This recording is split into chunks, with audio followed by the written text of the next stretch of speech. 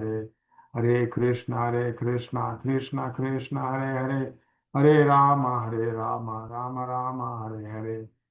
We will recite the Chatur Sloki of Bhagavatam, Bhagavad Gita 10:8. Aham sarvasya prabhavo matta matha sarvam pravartate iti matva bhajante mam buddha bhava samanvitaha. I am the source of all spiritual and material worlds. Everything emanates from me. The wise who perfectly knows this engage in my devotional service and worship me with all their hearts. 10.9, Bhagavad Gita 10.9. Machitta Madhyata Prana Bodhayantasya Parasmaram Pratayantasya Amrityam Dusyanti Charamanti Cha. The thoughts of my pure devotees dwell in me. Their lives are fully devoted to my service, and they derive great satisfaction and bliss from always enlightening one. 10.10. Tesham Satatirthanam Bhajitam Pritapurvakam Dadami Buddhi Yogantam Yenamam Upayandate. To those who are constantly devoted to serving me with love, I give the underlying understanding by which they can come to me. 10.11. Tesam Yamanakam Partam Amajnanajam Tamaha Nasayani Atma Bhavasto Jnanadipena Bhasvata. To show them special mercy, I, dwelling in their hearts, destroy with the shining lamps of knowledge the darkness born of ignorance. We will also recite Kunti Maharani prayers, 2 verses, Srimad Bhagavatam 1:8-21. Krishnaya Vasudevaya Devaki Nandanaya Cha Nanda Gopa Kumaraya Govindaya Namo Namaha. Let me therefore offer my spiritual obeisance unto Lord, who has become the son of Vasudeva, the pleasure of Devaki, the boy of Nanda, another cowherd man of Vrindavana, and the enlivener of cows and senses. Srimad Bhagavatam 1.8-22. Namah Pankajanabhaya, Namah Pankajamaline, Namah Pankajanetraya, Namaste Pankajangrave. My respectful obeisance unto you, O Lord, whose abdomen is marked with a depression like lotus flower, who are always decorated with the garlands of lotus flowers, whose glance is as cool as lotus, and whose feet are engraved with lotuses. Right. Devotees, as we know, we discussed many times that Bhagavad Gita deals with the 5 important aspects of human life. Number 1, Isvara, the Supreme Lord. Number 2, the Jiva, the living entity. Number 3, Prakriti, the material nature.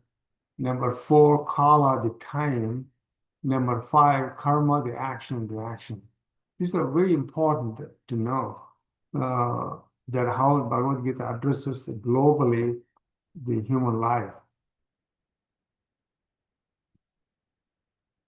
or life in general, for that matter. So here, Bhagavad Gita divided into 3 sections. Section 1, chapter 1-6, discussing about the bhakti through karma yoga. And chapter 7-12, the second section, these 6 chapters, discusses purely about the bhakti yoga. Chapter 13-18, last 6 chapters, talks about bhakti through jnana. So this is all relatable to modern intellectual mind called jnana yoga. So to give us some background from the 13th and 14th chapters, before we go to the verses, 15th chapter, and the first 2 verses, Arjuna asked this question about, he wanted to have understanding about these 6 aspects. Actually, 4 of the new terms he introduces. The other 2, Prakriti, Purusha, the nature of the enjoyer, already discussed in some other context in previous chapters. But Kshetram, the field, Kshetragnam, the knower of the field, Jnanam, the knowledge, Nayam, the object of the knowledge. These are the four things Arjuna wanted to ask Bhagavan Shri Krishna to basically to have understanding of what the Bhagavan Shri Krishna's worldview is, which is Sankhya knowledge, right? Previously, as a Lord Kapila Deva, prior incarnations, Bhagavan Shri Krishna taught to his own mother at the time, Devahuti, about Sankhya Yoga. So here, chapter 13 kind of recapitulate that Sankhya philosophy here. The contrast between the science, what we are all into in the modern context, science, opposite to that is Sankhya. Science is everything we derive from science gives us a comfort, control. This binds us, have more raga, more attachment. Whereas Sankhya philosophy let things go. Renounce gives a vairagya, renouncing of the material nature and attaching to the eternal nature that is servanthood to Bhagavan Shri Krishna. This knowledge is more timely as well as timeless. As we know, post-COVID, mostly mental illnesses are up on surge. Number one cause of all illnesses is mental illnesses globally. So the Sankhya philosophy addresses that aspect. This is not a one-time set of data information. This is ongoing understanding of the universe, the world we live in, through Bhagavan Shri Krishna's lenses. The attitude, this is called attitude of looking at the world through the lens of Bhagavan Shri Krishna.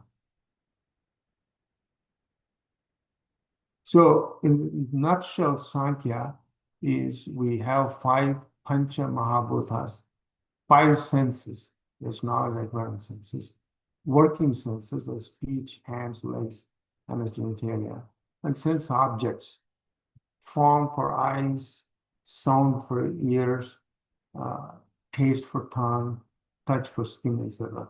These are 20 different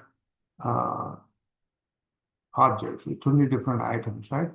And then the 4 subtle things, there's mind, intelligence, false ego, and also unmanifested modes of nature. That is 20, we all become 24. And then Kshetrajna, the knower of the field, and then 26, the Paramatma, the super soul. So here the knower of the field of our body is our individual soul, whereas Paramatma is knower of all fields of every living entity on this universe. So the entire chapter, the 14th chapter, Bhagavan Shri Krishna talks about, dedicates to 3 modes of material nature that we discussed in the prior chapter. So the connection between 13 to 14 is the Sankhya philosophy. There is 6 concepts of bedrocks for philosophy of Sankhya, in addition to the modes, 3 modes of nature.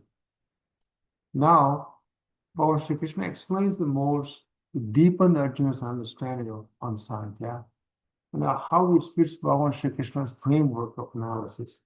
There is Krishna's lens or vision of this world. So in brief, we can talk about the knowledge. There are 20 different processes of knowledge, and then Bhagavan Shri Krishna talks about in these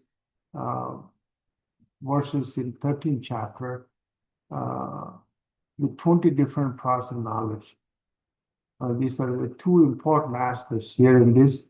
Let's go through this. Humility, number 1, pridefulness, non-violence, tolerance, simplicity, approaching bona fide spiritual master. This is a very key aspect. Why we need to approach spiritual master, we'll talk about that.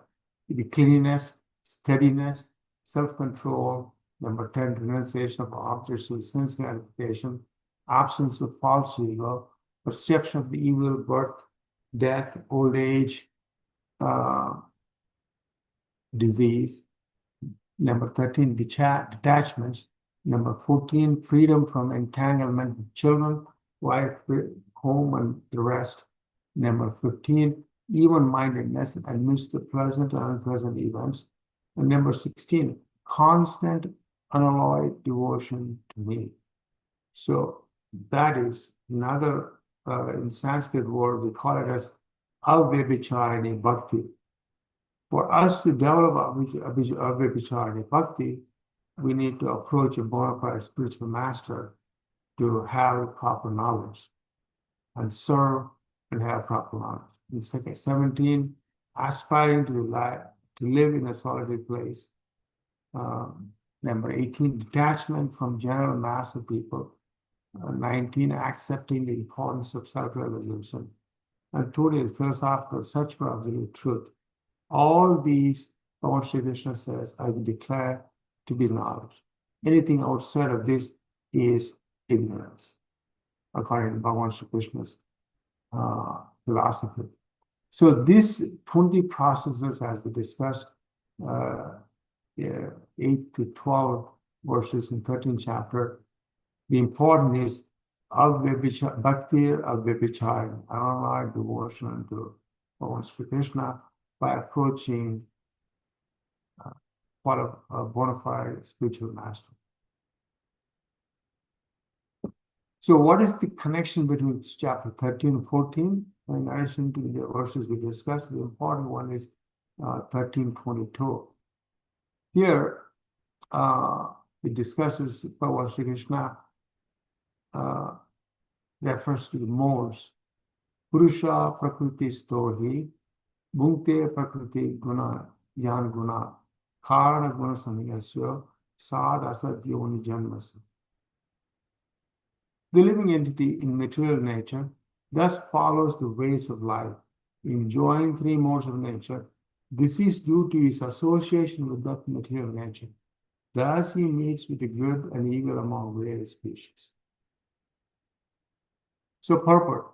This verse is very important for our understanding of how the living entities transmigrates from one body to another. It is explained in the second chapter that the living entity is transmigrating from one body to another just as changes the dress. This is very important to know. This change of dress is due to his attachment to material existence. As long as he is captivated by this false manifestation, he has to continue transmigrating from one body to another. So this is the crux of the matter, how we transmigrate from one body to another based upon our condition to the modes. How he is put in touch with the different bodies is explained here. It is due to association with the different modes of nature. One has to rise, therefore, above the three material modes and become situated in transcendental position. That is called Krishna consciousness. Unless one is situated in Krishna consciousness, his material consciousness will oblige him to transfer from one body to another because he has material desires since the time immemorial. But he has to change that conception. So how that change come about? That change can be affected only by hearing from authoritative sources. The best example here is Arjuna is hearing the signs of God from Bhagavan Sri Krishna himself. The living entity, and if it submits to this hearing process, will lose his long-cherished desire to dominate material nature, and gradually and proportionately, as he reduces his long for desire to dominate, it comes to enjoy spiritual happiness. In a Vedic mantra, it is said that as he became learned in association with Supreme Personality of Godhead, he proportionately relishes this eternal blissful life. So this is the key. And just like how Arjuna listened to authoritative knowledge from Bhagavan Sri Krishna himself, and we are also associating with Srila Prabhupada, how he translated the entire knowledge as it is, Bhagavad Gita as it is. How Bhagavan Sri Krishna disseminated the knowledge, spoke knowledge to Arjuna, and how Arjuna understood as Bhagavan Sri Krishna wanted him to understand. And that's exactly what we are studying here. This is also authoritative knowledge. So all ISKCON centers all over the world, every day they have Gita class. And that's how the authoritative knowledge is disseminated. Due to the desire to lord it over the material nature, he put in touch with undesirable circumstances. Srila Prabhupada says, under the influence of material desire, the entity is born sometimes as a demigod, sometimes as a man, sometimes as a beast, as a bird, a worm, aquatic, as a saintly man, or as a bug. This is going on. And in all cases, the living entity thinks himself to be the master of his circumstances. Yet, he is under the influence of material nature. That's the key. So, in the 14th chapter, Sri Krishna discusses Arjuna. Srila Prabhupada gives nice analogy. Also, the soul, bound through the consciousness, through three modes, sattva, rajas, tama, more of goodness, more of passion, more of ignorance, through the ropes. That's an analogy of rope. Or in the motor mechanical language, like a gear, like you're driving car, like a drive or backward, rear shift, stuff like that, right? So the body goes in that direction.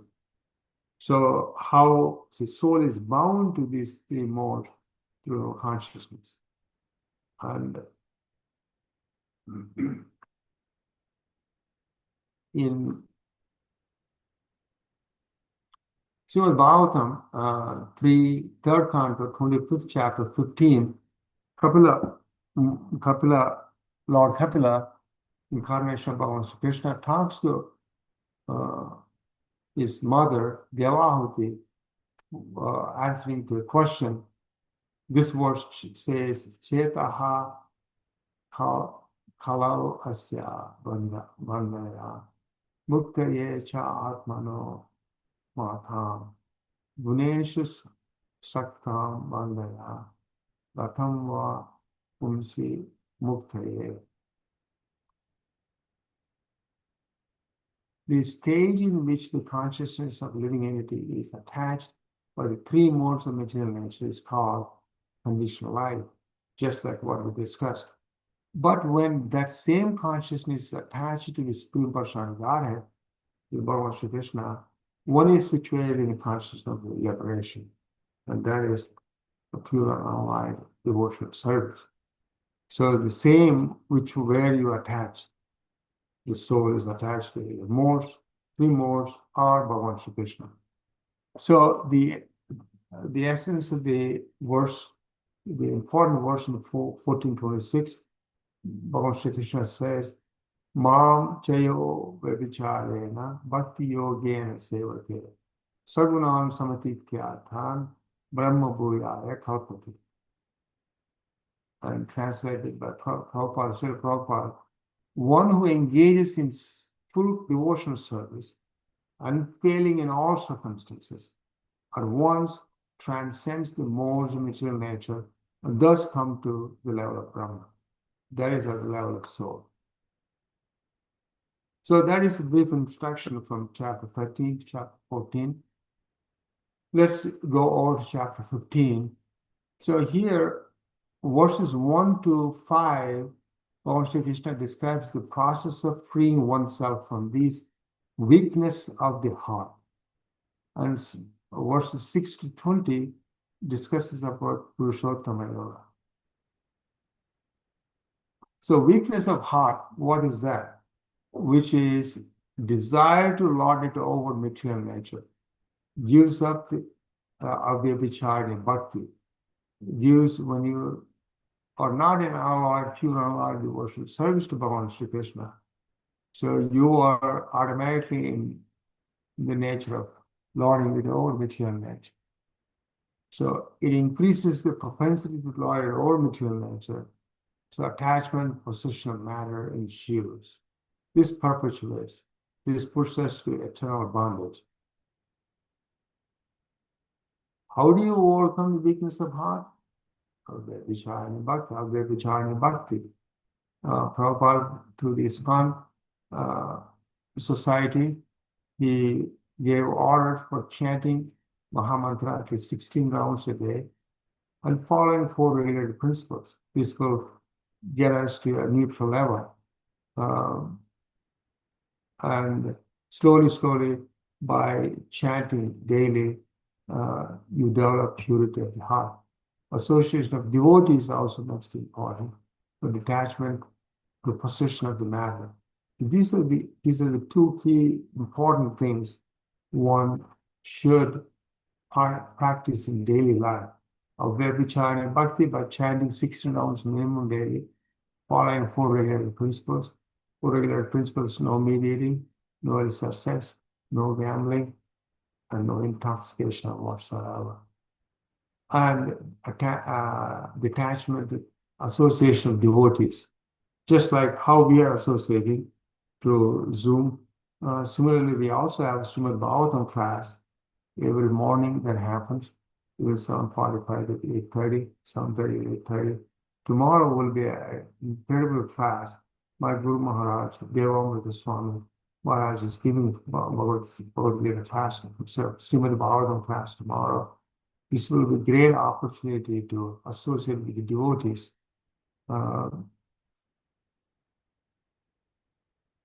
15.1, the Supreme Personality of Godhead said, the translation, it is said that there is an imperishable banyan tree that has its roots upwards and it branches downward, and whose leaves are the Vedic hymns. One who knows this tree is the knower of Vedas. 15.2, the branches of this tree extends downwards and upwards, nourished by the 3 modes of material nature. The twigs are objects of senses. This tree also has roots grown downwards, and those are bound to the approved actions of human society.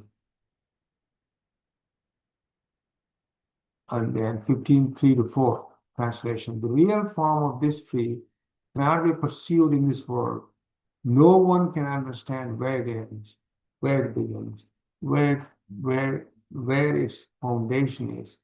But with determination, one must cut down this strongly rooted tree with weapon of detachment. Therefore, one must seek that place from which, having gone, one never returns, and there surrender to that Supreme Personality of Godhead, from whom everything began and from whom everything has extended since the time of memorial.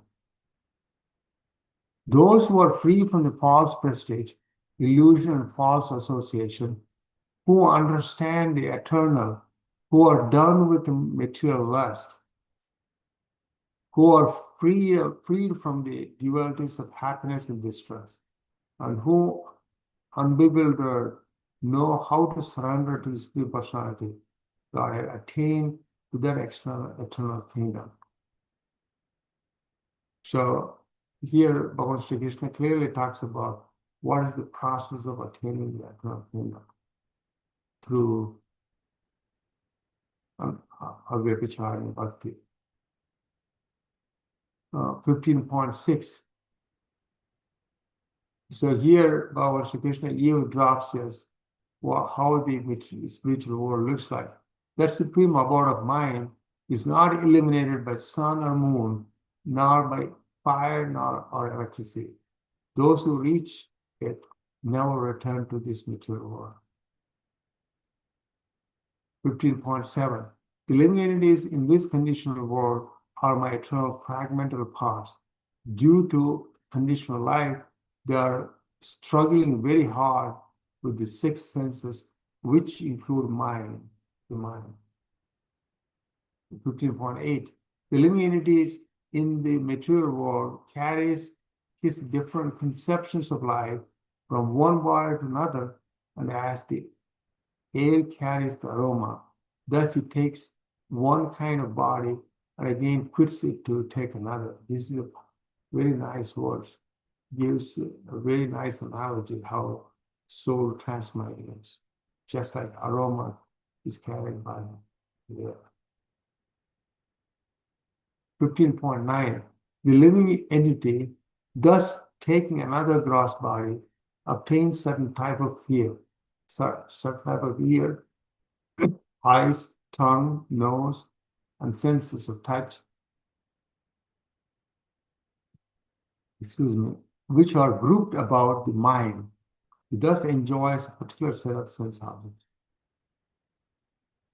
The foolish cannot understand how a living entity can quit his body, nor can they understand what sorts of the body he enjoys under the spell of the modes of nature.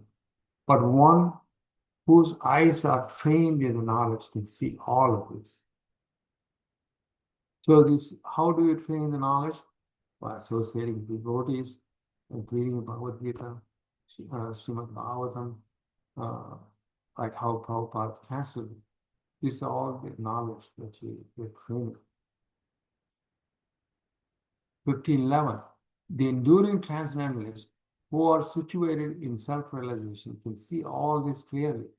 But those whose minds are not developed and who are not situated in self-realization cannot see what is taking place, though they may try through their mental concoction, but that doesn't happen. So you need to approach a spiritual master and follow the bhakti yoga process and elevate yourself above the three modes of material nature, self-realization state. 15.12. The splendor of the sun, which dissipates the darkness of this whole world, comes from me. And the splendor of the moon and the splendor of the fire are also from me. Now, the 13th sloka. Galam avishya cha bhutani dayami aham ojasa oshanami chasahi sarvaha samo bhutva rasatmakaha. Ijam, the planets, Avishya, entering Cha, also Bhutani, the living entities, Dharayam, sustain, Aham, I, Ojas, my energy, Pushnami, nourishing Cha, and Aushadhi, vegetables, Sarvaha, all, Soma, the moon, Bhutva, becoming Rasa Atma, supplying the juice. So, translation, I enter into each planet, and by my energy, they stay in the orbit. I became the moon, and thereby supplying the juices of life to all vegetables. So, Prabhupada purpose beautifully describes this verse significance. It is understood that all the planets are floating in the air only by the energy of Lord. Here is very key important aspect. This is where our modern atheistic scientific mind need to understand that the gravity that we talk about is the energy of Lord. And that's where we need to have understanding. The Lord enters into every atom, Prabhupada says, every planet and every living being as a super soul, right? That is discussed in the Brahma Samhita. It is said there that one planetary portion of the Supreme Personality of Godhead plenary portion of Supreme Personality of Godhead, Paramatma enters into the planets, the universe, the living entity, and even into the atom. And that's the energy of love, right?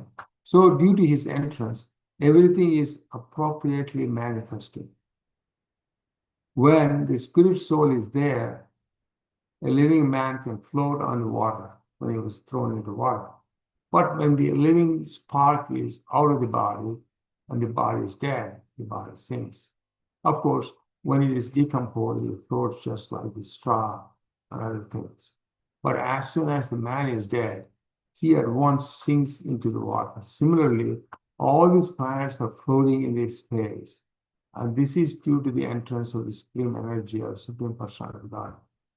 This is the key. Without the God, whatever we are seeing on material world doesn't happen for a second. And Prabhupada continues, his energy is sustaining each planet just like a handful of dust that we carry in our hand, right? If someone holds a handful of dust, there's no possibility of the dust falling. But if one throws it in the air, it will fall down. Similarly, these planets which are floating in the air are actually held in the fist of the universal power of Supreme Lord by his strength and energy. All moving, non-moving things stay in their place. It is said in the Vedic hymn that because the Supreme Personality of God, the sun is shining and the planets are steadily moving. Were it not for him, all the planets would scatter like a dust in the air and perish. Similarly, it is due to the Supreme Personality of God that the moon nourishes all vegetables. Due to the moon's influence, the vegetables become delicious. What a beautiful description Prabhupada is giving here. Without the moonshine, the vegetables can neither grow nor taste succulent. Human society is working, living comfortably, and enjoying food due to the supply from the Supreme Lord. Otherwise, mankind could not survive. The word rasatmakaha is very significant. Everything becomes palatable by the agency of the Supreme Lord through the influence of the moon. So, in other words, the vegetables that we eat is also nourished by the Lord. Yeah, and also, we know in next verses, even the digestion of the foodstuff we eat is also digestive energy also by Lord Shri Krishna. So basically, we were enjoying the external energy of Bhagavan Shri Krishna, eternally bounded from life after the life, birth after the birth, through our eternal nature of lording over this material nature.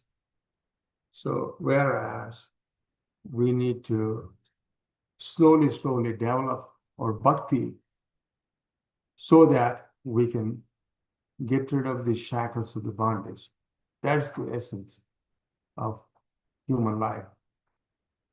Let's see, 14th verse. I am the fire of digestion, just like we discussed, in the bodies of all living entities. And I join with the air of life, outgoing and incoming, digest the 4 kinds of foodstuff. 4 kinds of foodstuff, some are like drunk, some are chewed, some are licked up, and some are sucked. And he is the digestive force of all of them. So he supplies the food, and he also digests the food for us. What a merciful nature of Bhagavan Shri Krishna. So since we have about 20 minutes devotees, we can also go through the verses 15. So this is a very important verse in Srimad Bhagavad Gita. This is the essence of entire Bhagavatam or Srimad Bhagavad Gita. See, Sarvasya Chaham Hridasanya Visto Matha Smriti Jnanam Aporhanam Cha Vedasya Sarvai Aham Eva Vedyo Vedanta Krit Veda Vid Eva Chaham. Translation: I am seated in everyone's heart, and from me comes the remembrance, knowledge, and forgetfulness. By all the Vedas, I am to be known. Indeed, I am the compiler of the Vedanta, and I am the knower of the Vedas. And Prabhupada gives beautiful purport here. The Supreme Lord is situated as Paramatma in everyone's heart, and it is from him that all the activities are initiated. Living entity forgets everything of his past life, but he has to act according to the direction of the Supreme Lord, who is witness to all his work. Therefore, he begins his work according to the past deeds. Required knowledge is supplied to him, and remembrance is given to him, and he forgets also about his past life. Thus, the Lord is not only all pervading, he is also localized in every individual's heart. He awards the different fruitive results.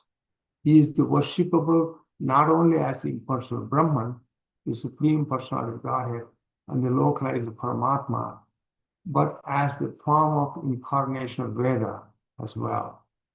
The Vedas gives the right direction to people so that they can properly mold their lives and come back to Godhead, back to home. But there is a tendency for people get lost in the glory of the Vedic verses. That can bring somebody to impersonal tendency or Mayavadi concept. That is very important to know, even though underlying all the Vedic knowledge points towards Bhagavan Shri Krishna, but the people get lost in the details, minutiae of the Vedic glory of the words, and leads to impersonal aspect of approaching the Bhagavan. Rather than approaching the person, they approach it as an impersonal aspect of the God. Just like sunshine, or look at from a distance like a big hill, looks like a unified object, but if I go closer to the hill, you see all the trees and animals and birds and everything there individual. So people get lost as impersonal Brahman aspect here. Continue purport. The Vedas offer knowledge of the Supreme Personality of Godhead, Krishna. And Krishna, in his incarnation as a Vasudeva, is the compiler of Vedanta Sutra. The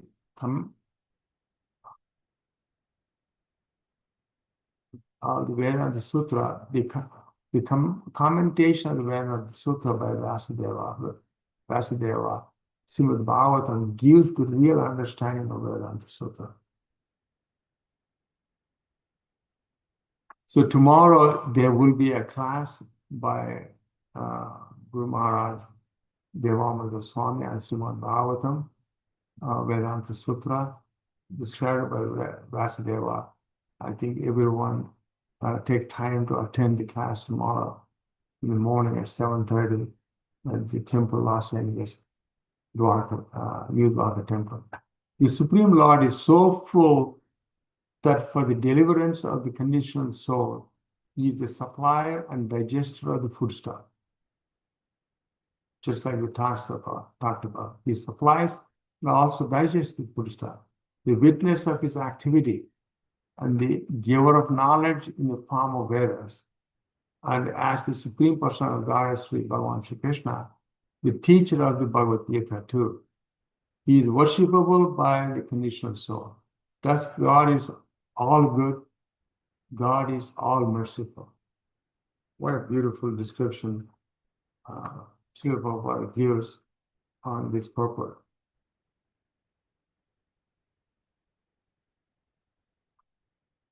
Antaha pravistaha sastra jnanam.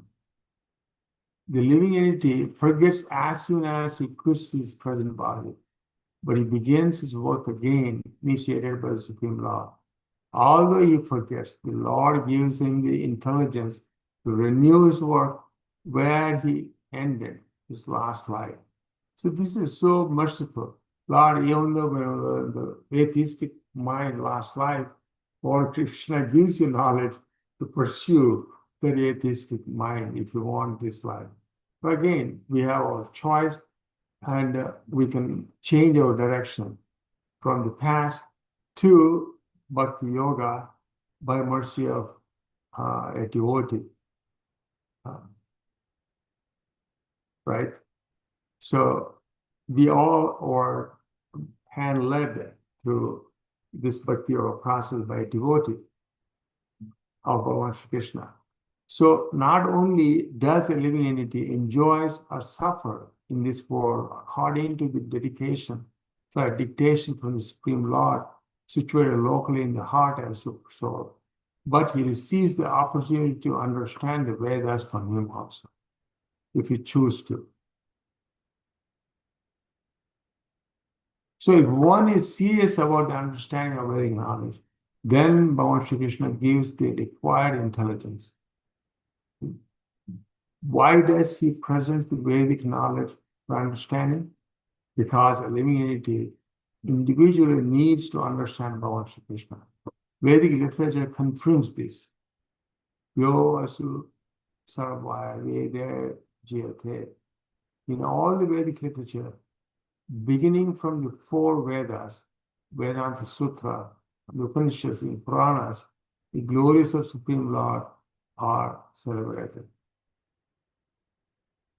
So if one is serious about understanding the Vedic knowledge, then Bhagavan Shri Krishna gives the required intelligence.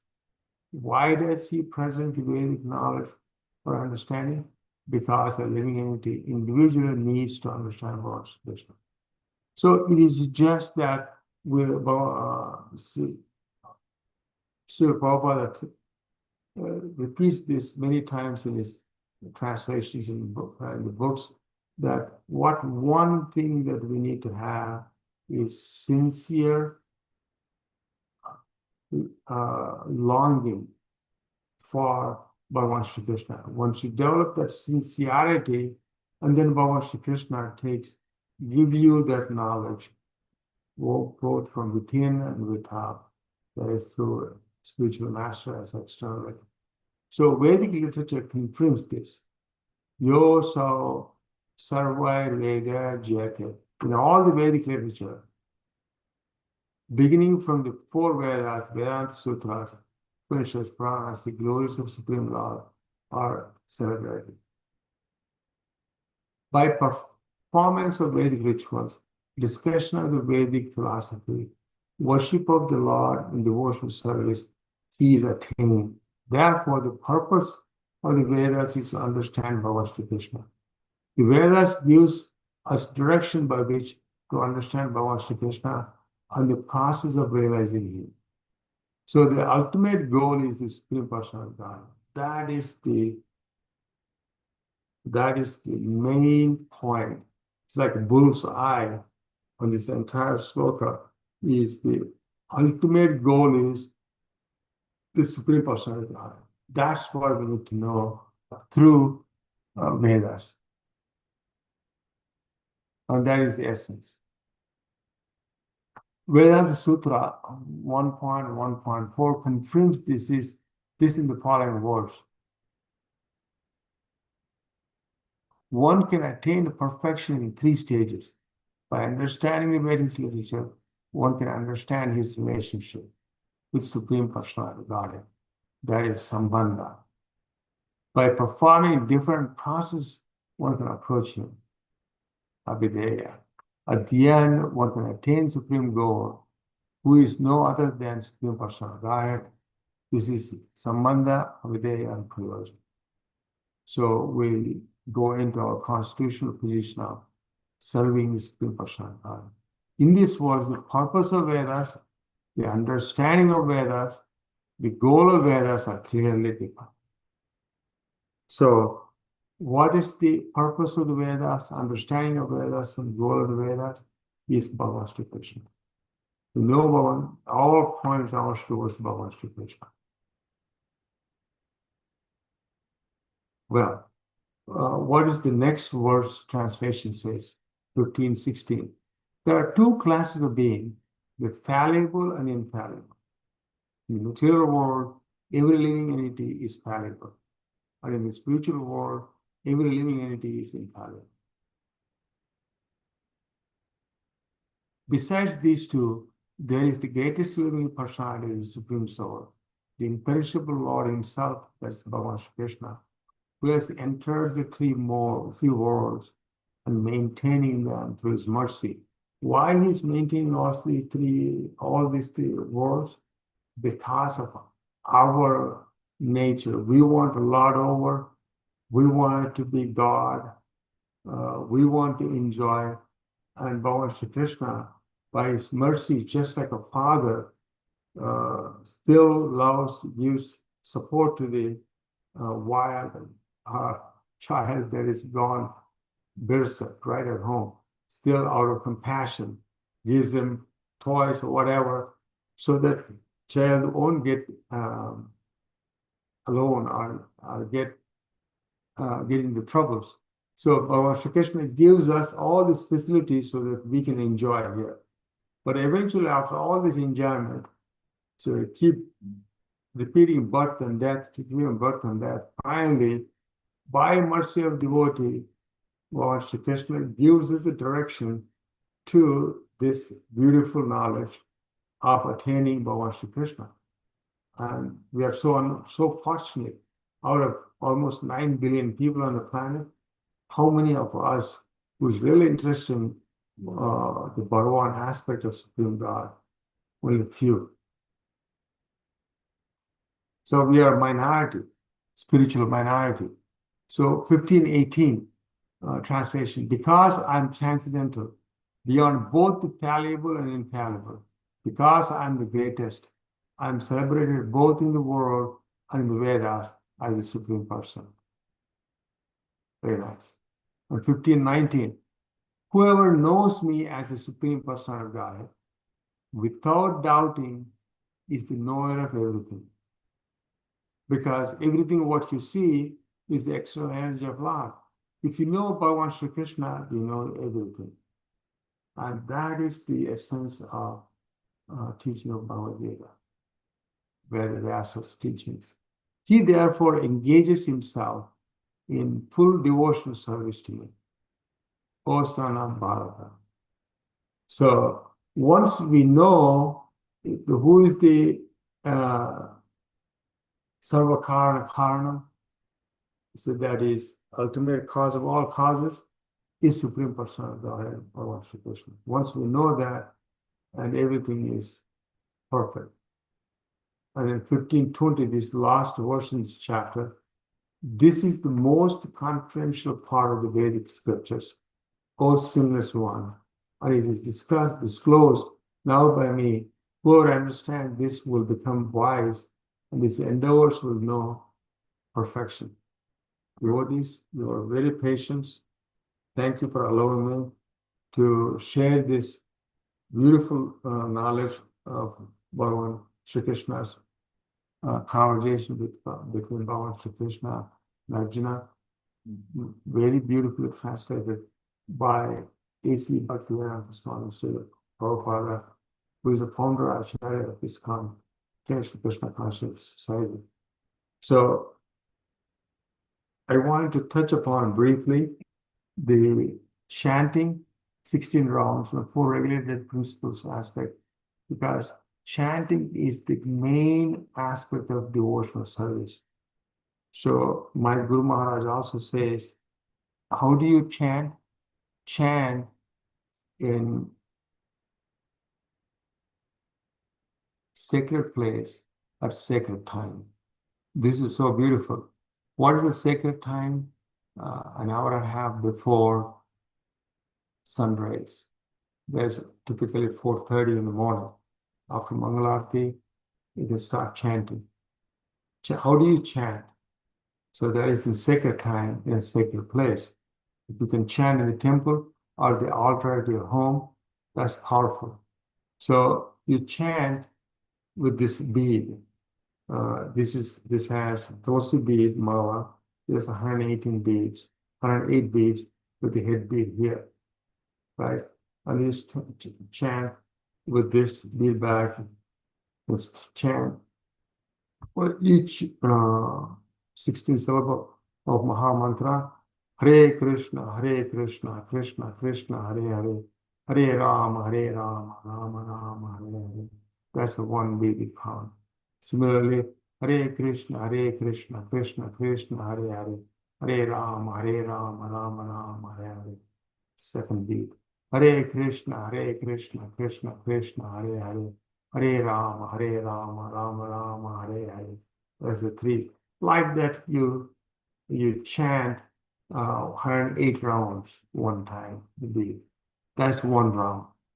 And similarly, you chant 16 rounds daily in what time? That is sacred time. And where? In sacred place. And also Srila Prabhupada clearly says many times on what is the process of chanting, what is the mood of chanting when you chant.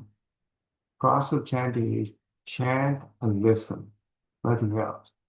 When you chant syllables Hare Krishna, Krishna Krishna, Hare Hare, Hare Rama, Rama Rama, Hare Hare. While you're chanting, you attentively listen. So this is the main process, chanting and listening. When we do that with the another sense, touch sense, what happens? Out of 5, 3 senses are focusing on Maha Mantra.